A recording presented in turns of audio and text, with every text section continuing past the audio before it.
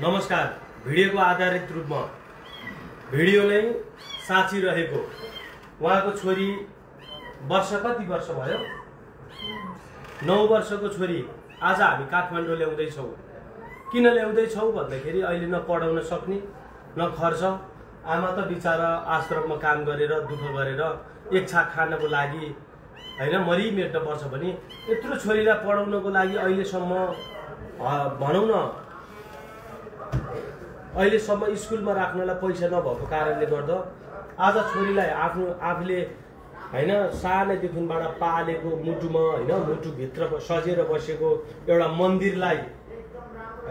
मन्दिरलाई मेरो विश्वासमा म प्रकाश भुजेलको विश्वासमा यो छोरीलाई खाउँ लाउँ भन्ने बेलामा आमाले मुटुमाथि ढुङ्गा राखेर अरूलाई मेरो छोरी पढाइदिनुस् मेरो छोरीलाई हुर्काइदिनुस् भनेर जिम्मा दिएर पठाउन लाउनु भएको छ। यो भिडियो कसैले यदि हेर्दै हुनुहुन्छ भने काठमाडौँतिर मैले भन्न त सङ्घ संस्थाहरूलाई भनिसकेको छु। अझै राम्रो सङ्घ संस्था छ भने कोहीबाट त्यस्तो व्यक्तित्वहरू सहयोग गर्न चाहनुहुन्छ भने यो बच्चाको लागि तपाईहरु यदि साच्चीकै यो बच्चालाई केही सहयोग गर्न चाहनुहुन्छ भने आज हामी काठमाडौँ ल्याउँदैछौँ। उहाँलाई आज म काठमाडौँ यो बच्चालाई काठमाडौँमा एउटा अनाथ आश्रम भनौँ हैन एउटा दिन दुखीले बस्ने आश्रम भनौँ जे भने पनि मैले त्यस्तो ठाउँमा यो बच्चालाई राख्न ल्याउँदैछु। उसको आमाले आँखाभरि आँसु बनाएर यहाँ छोरीलाई ब्याग पोको पारिदिसकेको छ।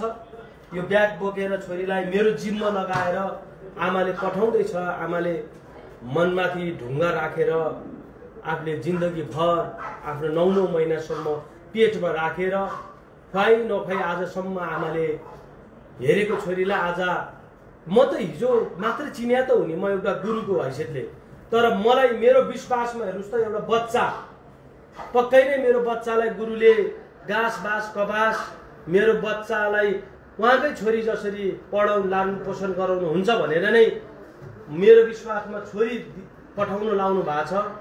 काठमाडौँ ल्याउँदैछु। मैले हाम्रो वीरेन्द्र बस्नेतलाई नि फोन गरिसकेको छु।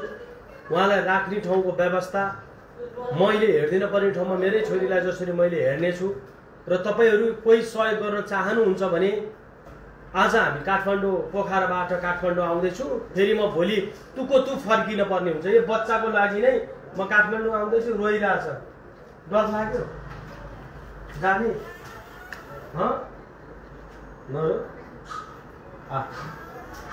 बिचारा आमालाई छोडेर जान लागेको छ। आफ्नो जन्म दिने आमालाई छोड्दको त्यो विडम्बना त्यो पीर कुन चाहिँ छोरीलाई पर्दैन कुन चाहिँ छोरालाई पर्दैन होला।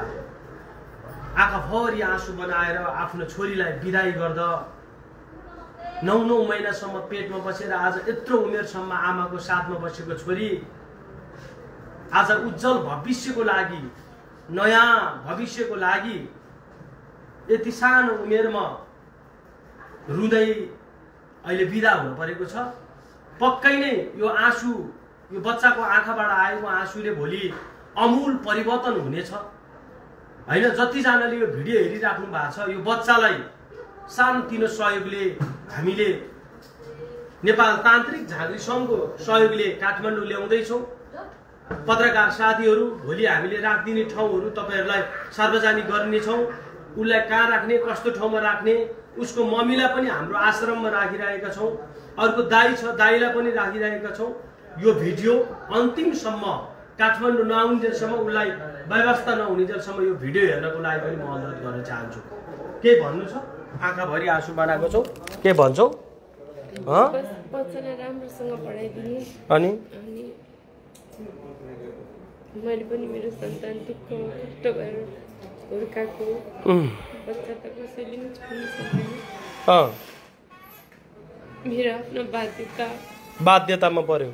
म धेरै ठुलो बाध्यता मेरो समस्या गर्दाखेरि मैले यति दुःख पाएको छु।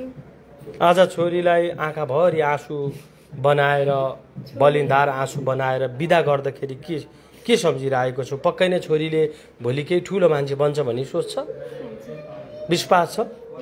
छोरी नरौ ल, तिमीलाई पढाएर ठुलो मान्छे बनाउँछौ नि हामी। हस् मम्मीले पनि काम गरेर निङ्ग्रो बेचेर कतिन्जेलसम्म तिमीलाई राख्न सक्छ र त्यही भएर आजबाट अब हामीसँग पढ्न जाने हस् ल जाउँ अब ढिला नगर्ने आऊ बोक ल बोक जाउँ हिँड सरी तिमी त हिँड्नु पऱ्यो नि तिमी जानुपर्छ तिमी र अरूको सेक्रेटरी आऊ केटाहरू यहीँ बस्छ एकजना मात्रै जान्छ हामी भयो हिसाब गरिदियो लियो